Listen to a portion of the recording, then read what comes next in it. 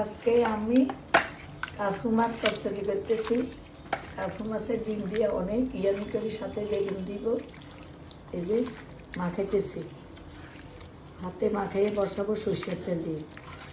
10 মিনিটের জন্য ম্যারিনেট করে রাখবো।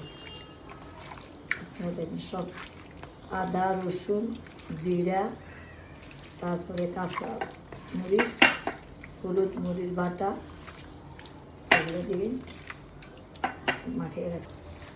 গুঁড়া সব দিয়ে ভালো করে মাখিয়ে 10 মিনিটের জন্য ম্যারিনেট করে রাখবো। অনেক ইয়ামি হবে। দেখতে থাকেন আমার এই চচ্চড়িটা। বসাই দিছি, কষানি হোক।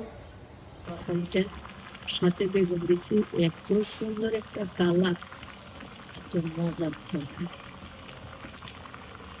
রান্নাটা অনেক ইয়ামি তরকারি, বেগুন তরকারি, কার্পু মাছের ডিম। আমি বলছিলাম ডিম করে তরকারিটা খাইনি, আজকে বলছি আম্মা এইভাবে তরকারি রান্না করে। যাক, তোর কথা মতো রান্না করছি, এখন আজকে খাবে, এই দুপুরের খাওয়া।